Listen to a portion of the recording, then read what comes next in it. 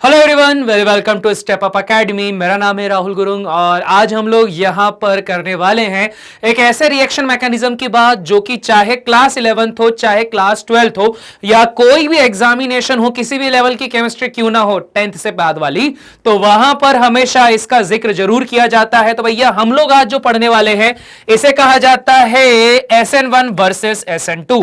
मतलब हम लोग पढ़ने क्या वाले हैं, हम लोग न्यूक्लियोफिलिक सब्स्टिट्यूशन रिएक्शन पढ़ने वाले हैं, SN रिएक्शन, जिसके अंदर हम लोग बात करेंगे सिर्फ और सिर्फ SN1 एंड SN2 की। आप लोगों को बता दिया जाए कि यहां पर न्यूक्लियोफिलिक रिएक्शन के अंदर और भी रिएक्शन होती है, जैसे न्यूक्लियोफिलिक एडिशन भी होती है। इसके अलावा न्यूक्लियोफिलिक सब्स्टिट्यूशन इंटरनल रिएक्शन भी होती है, तो वो अभी नहीं करवाएंगे। यहां पर लेक्चर में मेन जो फोकस रहेगा वो SN1 एंड SN2 में रहेगा। ठीक है भैया, चलिए जी गाड़ी की शुरुआत कर लेते हैं। सबसे पहले मैं यहां पर बात करता हूं न्यूक्लियोफिलिक सब्स्टिट्यूशन रिएक्शन की। तो न्यूक्लियोफिलिक सब्स्टिट्यूशन रिएक्शन से पढ़ने से पहले आप लोगों को जानना होता है कि न्यूक्लियोफाइल्स क्या होते हैं। ठीक है भाई साहब, न्यूक्लियोफाइल्स का मतलब क्या होता है। सबसे पहले बात करते हूं न्यूक्लियो। न्यूक्लियो में बात आती है न्यूक्लियस की। ठीक है, न्यूक्लियस में बात करते हैं, दो चीज होती है, एक होता है प्रोटॉन, एक होता है न्यूट्रॉन। प्रोटॉनों के ऊपर बात की जाए तो प्रोटॉनों पे पॉजिटिव चार्ज होता है और न्यूट्रॉन कैसे होते हैं, न्यूट्रल होते हैं। और जब कभी भी फाइल्स की बात आती है, फाइल्स का मतलब क्या होता है, फाइल्स का मतलब होता है प्रेमी।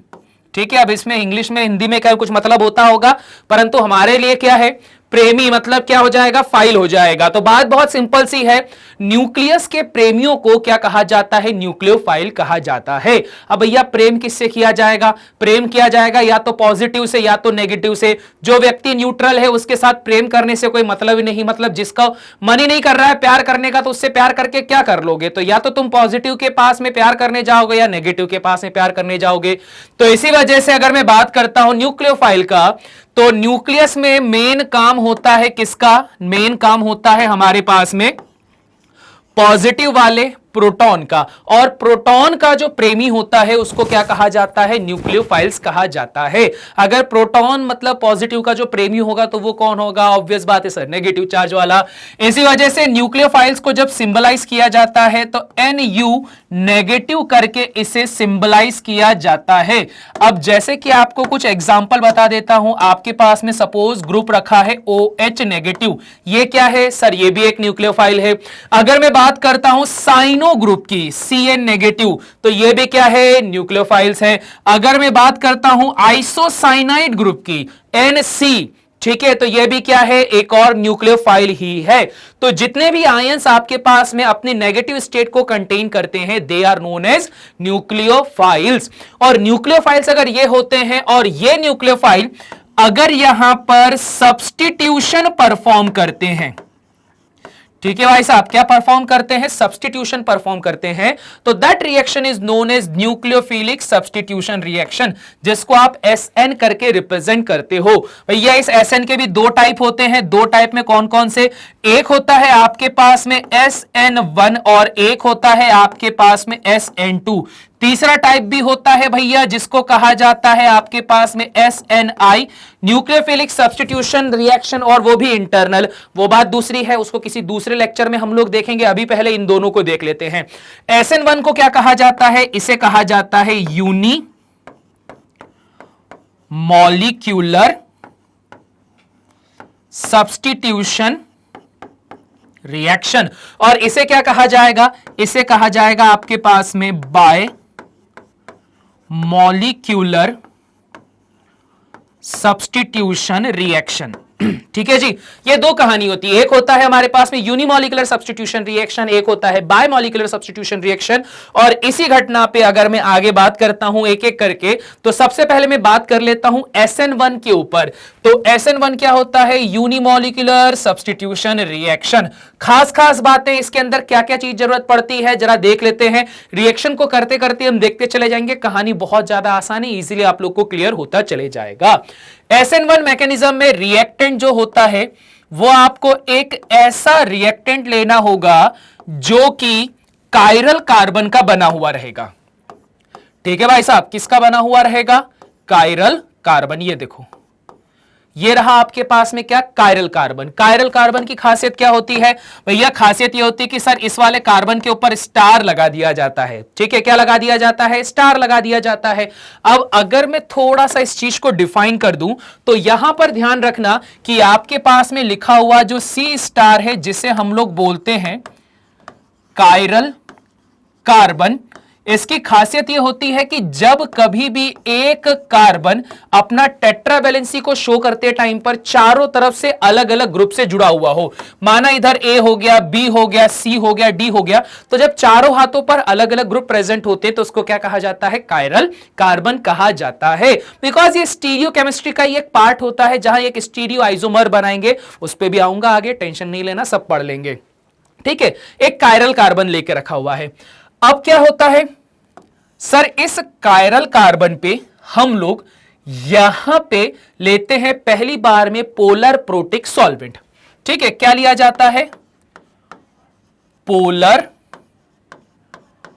प्रोटिक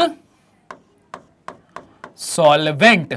पोलर प्रोटिक सॉल्वेंट की खासियत क्या होती है सर, इसके पास होता है H पॉजिटिव। अब क्या कहानी में ट्विस्ट आएगा सर, कहानी में ट्विस्ट यह आएगा कि यहां पर रखे हुए जो हैलोजन होते हैं, इसके पास में होती है 3 लॉन पेयर, जिसका लालच किसको आता है, इस पॉजिटिव वाले को आता है। ये जो पॉजिटिव वाला है इलेक्ट्रॉनों की चाहत में इसके पास में जाता है, जिसके बदले में हैलोजन बोलता है कि भैया मेरे तो बॉन्ड यहां पर हाइड्रोजन सेटिस्फाइड कर देता है, मतलब मेरी जरूरतों की पूर्ति हाइड्रोजन कर देता है, एक अकेले से मेरा काम हो जाता है, तो इतने बड़े ग्रुप को लेकर क्या फायदा। ठीक है, कितना बड़ा ग्रुप है, यहां पर एक इकलौते ग्रुप से यहां फायदा हो जाता है इसको, तो इसी वजह से हैलोजन क्या करता है, इसको यहां से छोड़कर चला जाता है। ठीक है, एक सिंपल लैंग्वेज बता रहा हूं, इसके अंदर बहुत सारे फैक्टर्स होते हैं, उनको भी अभी समझाऊंगा। ठीक है, ये लेकर चला गया। इसको लेकर जाने से अब जो मेरे पास में ये कंपाउंड बनता है, ये कुछ ऐसा हो जाता है। ठीक है, ऐसा, और यहां पर क्या आ जाता है, पॉजिटिव चार्ज आ जाता है। अब खास बात ध्यान रखो, जिसकी वजह से मैं यहां पर इंपॉर्टेंटली आपको ये टॉपिक पढ़ा रहा हूं। इस कार्बन की बात करता हूं तो इस कार्बन का अगर मैं स्टेरिक नंबर निकालता हूं तो इसके पास में कितने सिग्मा बॉन्ड है, 1 2 3 4 सिग्मा बॉन्ड है, 4 सिग्मा 0 लॉन पेयर। तो हाइब्रिडाइजेशन कौन सा हुआ सर, sp3 हाइब्रिडाइजेशन हुआ।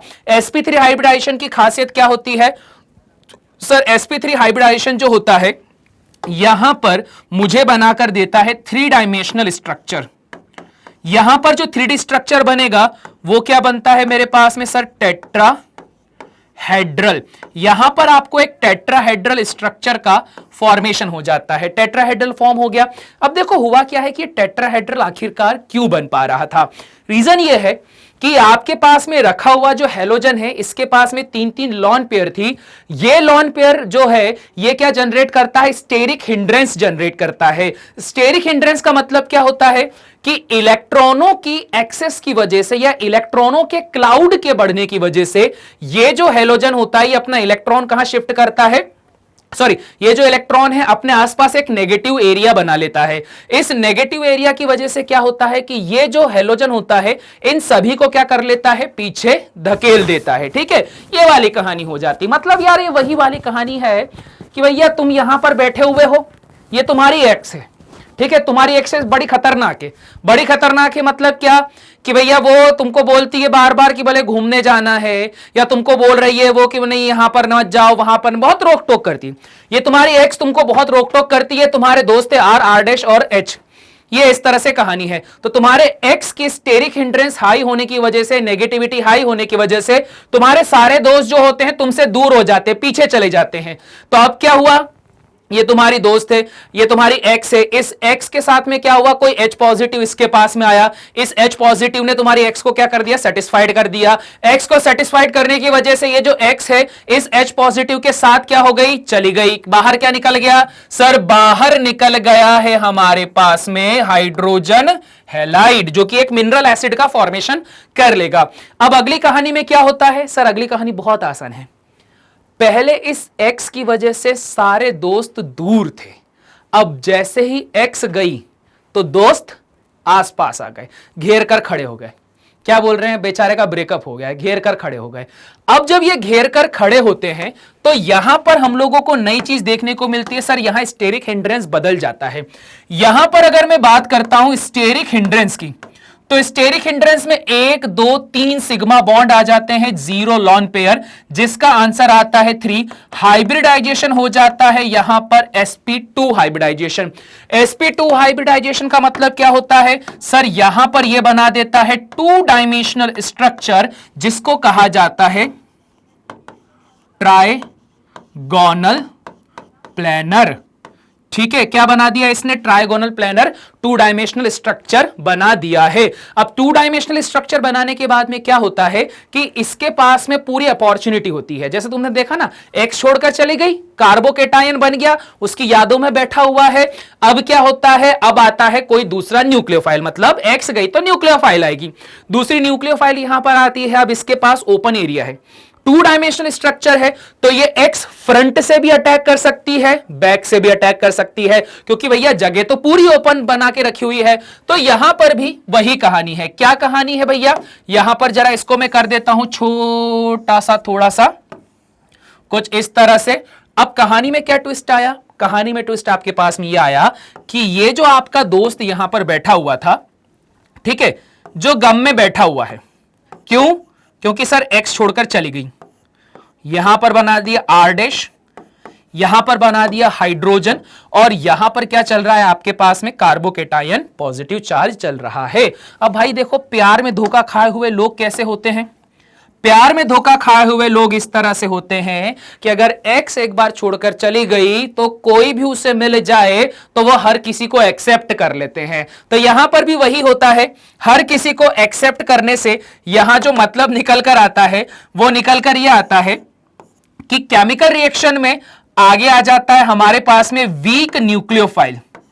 ठीक है भैया, कौन आ जाता है, वीक न्यूक्लियोफाइल आ जाता है। वीक से भी काम चल जाएगा, कोई टेंशन वाली बात नहीं है। मजबूत होगा, बहुत अच्छी बात है, मतलब बहुत सुंदर होगी, बहुत अच्छी बात है। सुंदर नहीं है, थोड़ी बहुत भी सुंदर है, तो भी क्या हो जाएगा, ये यहां पर उसको एक्सेप्ट कर लेगा। परंतु एक्सेप्ट कैसे करेगा सर, 2 तरीकों से ये इसको एक्सेप्ट करेगा। 2 तरीके से, कौन कौन से सर, या तो ये इसको फ्रंट से एक्सेप्ट कर लेगा, या तो ये इसको बैक साइड से एक्सेप्ट कर लेगा, क्योंकि 2 डायमेंशनल शेप है ना, तो या तो फ्रंट से वो नया न्यूक्लियोफाइल आएगा या तो बैक साइड से आएगा। अगर ये फ्रंट साइड से आता है तो फ्रंट साइड से आने पर क्या हो जाएगा, ये इस एक्स को रिप्लेस करके इसी पोजीशन पे आ जाएगी। तो क्या बन जाएगा यहां पर, आर कार्बन, आर यहां पर आ जाएगा आर डैश, यहां पर आ जाएगा हाइड्रोजन, और यहां पे क्या आ रहा है हमारे पास में, ठीक है, एक्स हटाओ ना, एक्स का ला रहे हो, यहां पर कौन आ रहा है, न्यूक्लियोफाइल आ जाएगा। ठीक है, नई एक्स आ गई, इसके पास में नई वाली आ गई न्यूक्लियोफाइल। अब हुआ क्या, देखो पहले जैसे इस एक्स की वजह से इसके सारे दोस्त इससे दूर भाग गए, जैसे वो गई वैसे ही पास में आ गए, उसको घेर कर उसको सांत्वना देने के लिए आ गए। सेम यहां पर भी वही काम होगा। अब नई कोई न्यूक्लियोफाइल आएगी, दोबारा से दोस्त इसके साइड में हट जाएंगे और दोबारा से वही कहानी चालू हो जाएगी। तो भैया फ्रंट से अटैक करने पर यह हुआ, बैक साइड से अटैक करते हो तो बैक साइड से अटैक करने पर क्या घटना हो जाती है कि ये जो न्यूक्लियोफाइल है ये आ जाती है पीछे, और बाकी के जो दोस्त होते हैं वो आ जाते हैं इस साइड पर। तो ऐसी घटना होती है। अब यहां से चालू होता है मेन पॉइंट, समझना क्या हुआ। जब दोनों में से किसी साइड से भी अटैक कर में आप पॉसिबल हो या कर सकते हो, तो ऐसी सिचुएशन पे इसने अगर इस पोजीशन पे फ्रंट साइड से अटैक करा तो ये अपनी पोजीशन को रिटेन कर रहा है, वैसा का वैसा ही रख रखा है। तो इसको क्या कहा जाता है, इसे कहा जाता है रिटेंशन। ठीक है जी, क्या कहा जाता है, इसे कहा जाता है रिटेंशन। परंतु वहीं अगर मैं देखूं तो ये बिल्कुल अपोजिट हो गया है, देखो पलट गया। तो इसको क्या कहा जाता है सर, इसे कहा जाता है इन्वर्जन। ठीक है, क्या कहा जाता है, इन्वर्जन कहा जाता है। और जब कभी भी इस तरह से केमिकल रिएक्शन होने पर रिटेंशन और इन्वर्जन दोनों एक साथ होता है, ठीक है, तो इस प्रोसेस को क्या कहा जाता है, रेसमाइजेशन। ठीक है, क्या कहा जाता है, रेसमाइजेशन कहा जाता है। और अगर आपको यहां पर 2 चीज मिल रही है, कौन कौन सी, एक तो मिल रही है आपको रिटेंशन और दूसरा क्या मिल रहा है, इन्वर्जन मिल रहा है। ठीक है, तो इन दोनों का जो कंबाइन फॉर्म होता है उसको कहा जाता है रेसिमिक मिक्सचर। ठीक है रे भाई, सिंपल सी बात है, क्या बन गया? रेसिमिक मिक्सचर बन गया। तो इसको क्या कहा जाता है? SN1 nucleophilic substitution reaction unimolecular. Unimolecular होने के बावजूद भी 2 स्टेप लगती है इस रिएक्शन को कंप्लीट होने के लिए। अगर आप यहां पे बात करते हो तो सर ये रही आपके पास में स्टेप नंबर 1, सर ये रही आपके पास में स्टेप नंबर 2। सबसे इंपॉर्टेंट होती है ये वाली reaction step number 1। Step number 1 को कहा जाता है यहां पर स्लो रिएक्शन। ये बहुत ही ज्यादा स्लो होती है। क्यों स्लो होती है? सर उस X को मुझे इस कार्बन की जिंदगी से दूर करना था, इस वजह से बहुत ज्यादा मेहनत लगी, तो ये क्या हो गई? Slow reaction. जो रिएक्शन बहुत स्लो होती है उसमें बहुत ज्यादा एनर्जी भी लगती है, इसी वजह से इस रिएक्शन को कहा जाता है RDS। इस स्टेप को कहा जाएगा RDS। RDS का मतलब क्या होता है? रेट डिटर माइनिंग स्टेप कहा जाता है। ठीक है भैया, क्लियर हो गई बात? इसको क्या कहा जाता है? RDS या फिर रेट डिटरमाइनिंग स्टेप। तो ध्यान रखना, SN1 मैकेनिज्म जब कभी भी होता है पोलर प्रोटिक सॉल्वेंट की रिक्वायरमेंट होती है, साथ ही साथ में यूज किया जाता है वीक न्यूक्लियोफाइल को। और वीक न्यूक्लियोफाइल जो होते हैं वो बहुत आसानी से अटैक करने में इसमें कैपेबल होते हैं। रीजन सिंपल सा है, बिकॉज यहां पर दोनों साइड ओपन होती है, 2 डायमेंशनल स्ट्रक्चर होता है। So this is called SN1 reaction. Now move on to next reaction, that is SN2 reaction. तो ये क्या कहलाता है? बायमॉलिक्यूलर रिएक्शन कहलाता है। अब देखो भैया SN2 रिएक्शन की क्या कहानी होती है, अच्छे से समझ लेना, बहुत आसान है। SN2 रिएक्शन ये बोलता है कि अगर मेरे पास में कंपाउंड है कुछ ऐसा, R हाइड्रोजन, यहां पर रखा हुआ था हेलोजन। अब यहां पर आपने क्या करके रखा भैया? यहां पर एक नई कहानी आ गई है। यहां पर आप अब कोई पोलर प्रोटिक सॉल्वेंट नहीं लेते हो। ठीक है, क्या होगा? कोई भी पोलर प्रोटिक सॉल्वेंट नहीं होगा, उसकी जगह आप क्या लेते हो? पोलर ए प्रोटिक, मतलब जिसमें से H पॉजिटिव नहीं मिलेगा। यहां लोगे आप पोलर ए प्रोटिक सॉल्वेंट को, और जैसे ही आपके पास में पोलर ए प्रोटिक सॉल्वेंट आएगा तो इसमें खास बात ध्यान रखना, इसमें कंपाउंड बहुत ज्यादा आपको इंपॉर्टेंट रूप से डालना पड़ेगा। वो रहेगा आपके पास में स्ट्रॉन्ग न्यूक्लियोफाइल। तो बस इतना सा काम करना है। यहां SN1 में जहां वीक न्यूक्लियोफाइल आया था, वहीं पर यहां पर क्या आता है? Strong nucleophile. क्यों आता है? अब जरा इस बात का मैं खुलासा कर देता हूं। तो भैया खुलासा करने में कहानी सिर्फ इतनी सी है कि SN2 मैकेनिज्म जो रहता है, यहां पे स्टेरिक हिंड्रेंस बहुत बड़ा रोल प्ले करता है। स्टेरिक हिंड्रेंस मतलब क्या? वही रिपल्शन वाला कॉन्सेप्ट। तो होता क्या है, अगर ये न्यूक्लियोफाइल जिसका कैरेक्टरिस्टिक नेगेटिव है इस हेलोजन के पास में जाता है, तो भैया इसके पास में भी बहुत सारे इलेक्ट्रॉन्स हैं। तो होता क्या है, ये जो न्यूक्लियोफाइल है इसके ऊपर अगर इधर से फ्रंट से अटैक करना चाहे तो नॉट पॉसिबल। परंतु यही वाला जो न्यूक्लियोफाइल है, अगर इस पे यहां से ऐसे अटैक करता है जिसको कहा जाता है बैक साइड अटैक, पीछे से हमला करता है। पीछे से अगर यह हमला करेगा तो पीछे जगह पूरी खुली पड़ी है। क्यों खुली पड़ी है? क्योंकि सर यहां पर 2 छोटे छोटे ग्रुप प्रेजेंट है। हाइड्रोजन, हाइड्रोजन के पास एक ही इलेक्ट्रॉन होता है, स्टेरिक हिंड्रेंस कम होगा, ज्यादा रिपल नहीं कर पाएंगे। मतलब क्या होगा, पीछे से अगर अटैक करोगे तो वहां पे वो रिपल्शन को नहीं कर पाएंगे, मतलब इसको भगा नहीं पाएंगे न्यूक्लियोफाइल को। तो न्यूक्लियोफाइल बहुत आसानी से पीछे से क्या कर देगा? इस पे अटैक कर देगा। जैसे ही न्यूक्लियोफाइल ने यहां पर पीछे से इस पे अटैक करा, तो पीछे से अटैक करने पर खास बात यहां पर यह निकल कर आएगी। कहां गया रे भाई? ठीक है, पीछे से अटैक करने पर खास बात यहां पर यह निकल कर आती है कि अब यहां बीच में आ जाती है ट्रांजिशन स्टेट। मतलब क्या है ट्रांजिशन स्टेट का? मतलब यह है कि यहां बैठा हुआ है कार्बन, यहां बैठा हुआ है R डैश, यहां बैठा हुआ है हाइड्रोजन, यहां बैठा हुआ है R, और भाई साहब एक ऐसी सिचुएशन आती है जिस सिचुएशन पे X और नेक्स्ट दोनों एक साथ यहां पर आ जाते हैं। ठीक है, बीच वाले पिछली बार में कोई चॉइस नहीं थी, पिछली बार एक्स छोड़कर चली गई थी। इस बार जो कार्बन है उसके पास चॉइस है कि एक्स को ले कि नेक्स्ट को ले। तो एक्स और नेक्स्ट की इस लड़ाई में कौन जीत जाती है? नेक्स्ट जीत जाती है, एक्स चला जाता है, चली जाती है। ठीक है, चाहे हम लड़के हैं तो लड़कों के रेफरेंस में खुश करने के लिए बोल देते हैं कि एक्स चली गई क्योंकि नेक्स्ट आ गई लाइफ में।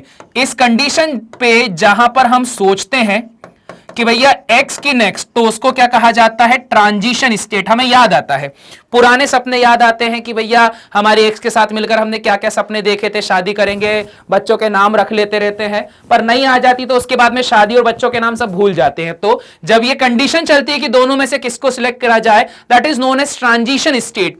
जैसे ही ट्रांजिशन स्टेट पूरी होती है तो हमें पता चल जाता है कि एक्स को भगाना है, तो एक्स को भगाया जाता है और at the end of the story nucleophile यहां आ जाएगा। बैक साइड अटैक हुआ है आर डैश और एच, ये घटना होती है। परंतु अब ध्यान दो, पहले मॉलिक्यूल कैसा था? ऐसा।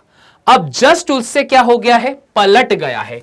मॉलिक्यूल क्या हो गया है रे भाई? मॉलिक्यूल हमारे पास में पलट गया। इधर एच करना था ना, मैंने इसको क्या कर दिया? हाइड्रोजन करना है। उसका भी रीजन बताऊंगा मैं, वैसे बता तो दिया है मैंने। रीजन ये होता है आपको स्टेरिक हिंड्रेंस को कम करना है, पीछे से अटैक करना है तो छोटा होना चाहिए ग्रुप पीछे हाइड्रोजन वाला। बड़ा ग्रुप में क्या होगा कि बढ़िया मजा नहीं आएगा, रिपल्शन ज्यादा हो जाएगा। ठीक है, तो यहां पर वही हुआ है, ट्रांजिशन स्टेट यहां पर परफॉर्म हुई है, मॉलिक्यूल का स्ट्रक्चर पूरा चेंज हो गया है, बदल गया है।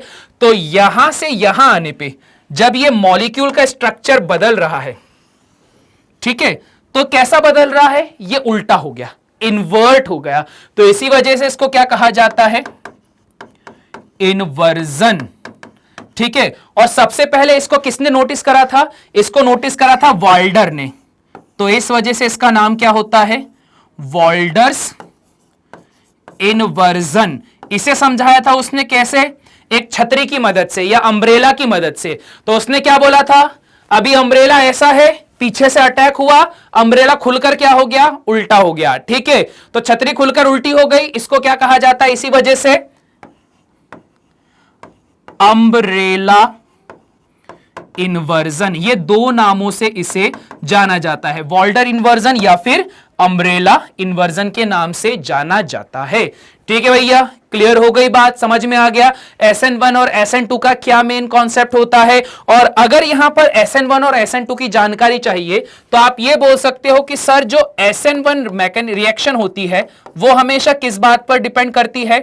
ये बोलता है कि आपके पास होना चाहिए वीक न्यूक्लियोफाइल प्लस आपके पास होना चाहिए पोलर प्रोटिक सॉल्वेंट। वहीं पर अगर मैं बात कर लूं SN2 की, तो SN2 की खास बात क्या होती है कि यहां पर आपके पास में होना चाहिए स्ट्रॉन्ग न्यूक्लियोफाइल प्लस क्या होना चाहिए?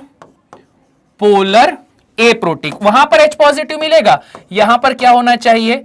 ए प्रोटिक सॉल्वेंट। ठीक है रे भाई, ये वाली कहानी होती है। दूसरी चीज, अगर मैं बात करता हूं रिएक्शन की रिगार्डिंग SN1 कौन परफॉर्म करेगा, SN2 कौन परफॉर्म करेगा, तो एक चीज का ध्यान रखो कि जब कभी भी आप SN1 की बात करते हो तो SN1 को क्या चाहिए? कार्बो केटायन चाहिए। ध्यान रखना, SN1 को क्या चाहिए? कार्बोकेटायन। कार्बोकेटायन का मतलब क्या? C के ऊपर पॉजिटिव चार्ज। कार्बोकेटायन किसके सबसे स्टेबल होते हैं? सर टर्शरी ग्रुप के। ठीक है, टर्शरी ग्रुप के जो कार्बोकेटायन होते हैं ना, वो सबसे स्टेबल होते हैं। रीजन क्या होगा? सर रीजन यहां पर यह रहता है कि इसके ऊपर क्या लगता है? प्लस आई इफेक्ट लगता है। तो तीनों तरफ से इलेक्ट्रॉन डोनेटिंग इफेक्ट लगता है प्लस आई, जिससे कार्बोकेटायन को ज्यादा सपोर्ट मिलता है। तो सबसे ज्यादा SN1 जो होगा वो किसमें हो जाएगा? इसके अंदर। उसके बाद में अब किसका नंबर आएगा टर्शरी के बाद में? सर 2 डिग्री वाले का। और सबसे लास्ट में कौन हो जाएगा? सर सबसे लास्ट में हो जाएगा 1 डिग्री वाला। तो ये हो जाएगा RCH एंड कार्बोकेटायन, ये वाली कहानी हो जाएगी। तो बस रे भाई, इतनी सी ही घटना है, ये ध्यान रखना। और SN2 क्या होता है? जस्ट इसका उल्टा हो जाता है। अच्छा, SN2 की कहानी अगर मैं बोलता हूं तो यह भी जरा ध्यान रख लो कि SN2 सबसे जल्दी किस में हो सकता है। अगर तुम यहां पर SN2 की बात करते हो ना, तो SN2 हो सकता है सबसे लेस स्टेरिक हिंड्रेंस पे, ये वाले पे, ठीक है। यहां पे क्या होता है, यहां पे लेस स्टेरिक हिंड्रेंस, क्योंकि यहां पर 3 हाइड्रोजन के छोटे छोटे से ग्रुप प्रेजेंट होते हैं जो कि बैक साइड अटैक का रिपल्शन नहीं कर पाते। सो फॉर दैट रीजन यहां पर SN2 बहुत अच्छे से हो जाएगा, जबकि यहां पर इस ऑर्डर पे बात करते हो तो यहां पे SN1 ज्यादा अच्छी तरीके से परफॉर्म होता है। ठीक है भैया, क्लियर हो गई बात, समझ में आ गया? समझ में आ गया तो भैया यहीं पर कहानी खत्म हो चुकी है हमारे पास में SN1 वर्सेस SN2 की। बस इतनी सी कहानी थी। साथ ही साथ में यह भी ध्यान रखना कुछ इंपॉर्टेंट पॉइंट जो बताए थे कि SN1 रिएक्शन 2 स्टेप में होती है। पहली स्टेप जो होती है जहां कार्बोकेटाइन का फॉर्मेशन होता है, वो जो स्टेप होती है वो होती है rate determining step, slow step होती है। सेकंड वाली फास्ट हो जाएगी। SN2 जो होती है वो एक सिंगल स्टेप वाली रिएक्शन है जिसमें एक बार में कहानी पूरी हो जाती है। SN1 को यूनिमॉलिक्यूलर बोलते हैं क्योंकि एक ही मॉलिक्यूल के ऊपर पहले स्टार्टिंग से रिएक्शन चलती है, जबकि SN2 में 2 मॉलिक्यूल साथ में आ जाते हैं, स्ट्रॉन्ग न्यूक्लियोफाइल प्लस जो आपके पास में वहां पे अल्काइल हैलाइड देके रखा हुआ है वो। तो बस इतनी सी कहानी होती है। ठीक है जी, क्लियर हो गई बात। इसके बाद में हम लोग पढ़ेंगे SN और रिएक्शन, परंतु वो जो SN रिएक्शन होगी वो होगी nucleophilic substitution reaction for internal, और एक न्यूक्लियोफिलिक सब्स्टिट्यूशन रिएक्शन होगी फॉर अराइल ग्रुप या बेंजीन ग्रुप्स के लिए। ठीक है भैया, क्लियर हो गई बात। तो बस इसी नोट के साथ में करते हैं लेक्चर को एंड, मिलते हैं नेक्स्ट लेक्चर में। तब तक के लिए सभी को टाटा बाय बाय।